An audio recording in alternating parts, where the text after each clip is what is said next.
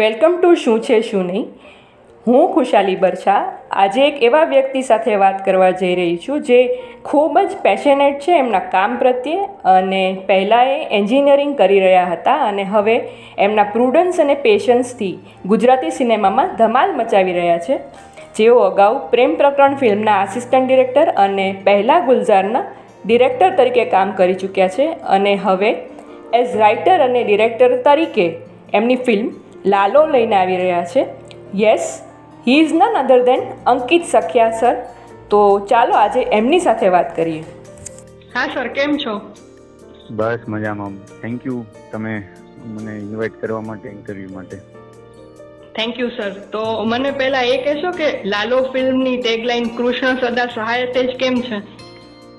કારણ કે આપણું પોતાનું ઓલિઝવેલ છે કે શ્રી કૃષ્ણ સદા સહાય છે, પ્રભુ હારે જ છે. અને ભગવદ ગીતામાં કૃષ્ણએ જે કર્મયોગ આપણને આપ્યો એનો રેફરન્સ છે આ ફિલ્મમાં, એટલે આવી ટેગલાઇન છે. હા, એટલે રેફરન્સ તો ઈ જ છે જે ભગવદ ગીતાથી બહાર તો તમે જો લખી નાખ્યો તો તમે બીજા કૃષ્ણ થઈ જાઓ. એટલે તમે એ તો કરી જ નહીં શકો અને કોઈ દિવસ થવાનું પણ નથી. એટલે હા, 100%. પણ એને આજના યુગમાં, આજના યંગ જનરેશનને આપણે કઈ રીતે એ વસ્તુ કરીશ? કારણ કે હું બી યંગ છું, મને બી ભગવદ ગીતા નથી એટલી બધી સમજાતી. મતલબ મારા ઓલા મને જેટલી સમજાણી છે એટલું મને ખબર છે કર્મની, કે તું કર, હું છું તારી યારે. જેમ કે મારું ફિલ્મ બન્યું, એમાં બી અમે જયારે બનાવવા નીકળ્યા તમારે પાસે કાંઈ નહોતું, અમે અત્યારે બનાવ્યું, અમને આવડું મોટું બેનરે બેક કર્યું કે અમે કર્મ કરતા ગયા, એ હારે હતા. ક્યાંક ને ક્યાંક શું કહેવાય કે એ ભગવદ ગીતાને આજના સ્વરૂપના, આજના જે ઝિંજી જે ટાઇટલ આપ્યું છે કે ઝિંજી પબ્લિક, એ બહુ સ્માર્ટ પીપલ છે, બહુ વ્યવસ્થિત. એ લોકોને કઈ રીતે આપણે ભગવાન સાથે એના કનેક્ટ કરી શકીએ, એવો પ્રયાસ છે આમાં. ઓકે. અને સર, સમાજના અમુક લોકો વાતમાં તર્ક કરતા હોય છે, એમને પ્રૂફ જોઈએ ભગવાન હોવાના, તો એ વર્ગને આ ફિલ્મ કઈ રીતે અપીલ કરશે? હું સાચું કહું ને તો અમે જયારે ફિલ્મ બનાવ્યું ને ત્યારે હું ખુદ મતલબ એટલું બધું બિલીવ ના કરતો કૃષ્ણ ભગવાનમાં. ઓકે. અને બીજી વસ્તુ કે જયારે ફિલ્મ બન્યા પછી અમે લોકોએ અમુક જે ભગવાનમાં બિલીવ નથી કરતા એને બી ફિલ્મ બતાવ્યું, અને જે ભગવાનમાં બિલીવ કરે છે એને બી ફિલ્મ બતાવ્યું. એટલે આજે ભગવાન છે કોઈ ચમત્કાર નથી કરતા, બરોબર છે. અને આપણું જે ધર્મ છે ને ક્યાંક ને ક્યાંક સાયન્સ સાથે બહુ સ્ટ્રોંગલી જોડાયેલો છે. તો ભગવાન જે આમાં આવે છે એ બહુ હ્યુમન ફોર્મમાં આવે છે. તમને કદાચ લાગશે બી નહીં કે આ ગોડ છે, જો તમે બિલીવ નથી કરતા તમને એમ જ લાગશે કે આ તો હ્યુમન છે, આ હું કરી શકું. પણ એ જે વસ્તુ તમે કરી જાવ તો તમે હ્યુમન માંથી થોડાક આગળ એક સુપર પાવરમાં જઈ શકો. એટલે આમાં તર્ક કરતા બી એ ફિલ્મ જોયા પછી એને એવું થશે જ નહીં યાર આમાં તર્ક ગોતવાની, એને સમજાય જ જાય છે. કારણ કે કર્મની જ વાત છે કે આજે મને તરસ લાગી છે તો મારે જ પાણી પીવું પડે. બીજો કોઈ પાણી પીશે ને એની તરસ छिपाવાની જ નથી. મારી તરસ બીજો કોઈ પાણી પીશે તો કઈ રીતે છુપાશે? બસ એ જ વાત છે કે જો મારે કંઈક કરવું હશે તો મારે જ કરવું પડશે. એ જ ભગવાન કહેવા આવે છે. અને ભગવાન કોઈ ચમત્કાર નથી કરતા ફિલ્મમાં, એટલે એમાં એને કદાચ તર્કની બી જરૂર નહીં પડે. એને બહુ હ્યુમન ફોર્મમાં હ્યુમન વાત કરે છે.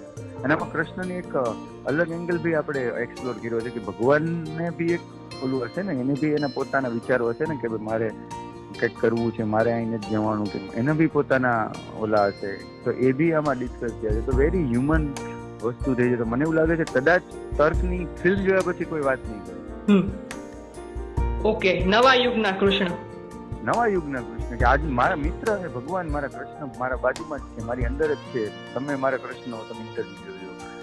હવે આખા કૃષ્ણની વાત કરી રહ્યા છીએ એમ કે એવરીવન ઇઝ કૃષ્ણ એમ. બાકી ભગવાન જો માણસમાંથી જયારે કૃષ્ણ વયા જાય ને ત્યારે આપણે સીધા શમશાને લઈ જઈએ છીએ. કારણ કે એમાંથી કૃષ્ણ વયા ગયા, એમાંથી જીવ વયો ગયો, જીવ જ કૃષ્ણ એમ. એટલે એવરીવન દુનિયામાં જેટલા જે તર્ક ગોતે છે ને એ કૃષ્ણ છે, એને ગોતી રહ્યા છે. ભગવાનને તો પહેલાથી એને ગોતી રહ્યા છે.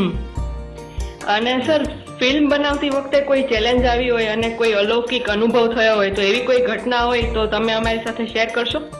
શ્યોર. બહુ બધી એવી ઘટનાઓ થઈ છે મેમ કે પણ એક તમને સરસ મજાનો કિસ્સો કહું કે અમારે એક સીન હતો, એમાં ગાયું જોતી હતી. કારણ કે કૃષ્ણ ભગવાનનું એક પાત્ર જે પ્લે કરતા હતા ને એમને ગોવાળિયા બતાવ્યા હતા. તો પાછળ ગાયું ને બધું હોય તો થોડું કૃષ્ણ ગાયુંમાં હોય તો પૂર્ણ લાગે ને. તો અમે જ્યાં શૂટ કરતા હતા ને ત્યાં જંગલ વિસ્તાર હતો. ત્યાં કેવું છે ગાયું ના આવી શકે કારણ કે ત્યાં સિંહનો ને એનો થોડુંક વધારે પ્રભાવ છે. અમે બહુ વિચાર કરતા કેમ લઈ જાઓ, ઘણા લોકો વાત કરી પણ એ લોકો કહે કે નહીં યાર અહીંયા તો અમે ન લાવી શકીએ, અને એ બી સાચા હતા કે કંઈ કદાચ મારણ થાય છે તો આપણી હાથમાં નથી એમ. અને સવારે અમે શૂટ કરી રહ્યા છીએ સીન, અને અમે ડિસ્કસ કરું છું કે યાર કૃષ્ણ તો કેવા લાગશે યાર, ગાડી વગર તો નહીં પોસિબલ થાય એમ. હું કહું છું કે પણ કાંઈ નહીં, હાલ મેં જેવી કૃષ્ણની ઈચ્છા આ બધું ઈ જ કરાવે છે તો આ એમ માને. તો હજી જસ્ટ હું વાત કરું છું ને એક ભાઈ આવ્યા, મેં કીધું કે ભાઈ આ દરવાજો બંધ કરો ને, પ્રાઇવેટ પ્રોપર્ટી છે, તમે આવી રીતે ન આવો અંદર એમ, કે દરવાજો બંધ કરી દો એમ. તો કે હું ત્યાં રોજ આવું. કેમ કે હું તો ગોવા છું, ગાડી ચરાવવા આવું. ક્યાં કે મેં તો થોડીક વાર રહ્યો, મને કે આખો દી અહીંયા જ હોય, તમે લ્યો શૂટિંગ. આ એક તમે દાખલો, આ બહુ જીવતો દાખલો છે. આવો તો એવા તો કેટલાય દાખલા છે કે જેમાં કૃષ્ણ સતત હારે છે. પણ કેવું છે કે આપણે આંખ ગોતી નો આપતી હોય, આપણે હજી એટલા છે ને કે એટલા મેચ્યોર ન હોય કે એટલા સમજદાર ન હોય કે આપણે એ ગોતી શકીએ કે આ હારે છે, આપણે દેખાય છે. ઘણા અલૌકિક પણ આ એક કેવો કે આ એક બહુ કોઈ પણ માણસને સમજાય છે કે આટલે હું કિસ્સો શેર કરું છું તમને, કે નોર્મલ માણસને સમજાય કે ક્યાં વાત છે એમ. અને આવું લિટરલી થયું છે.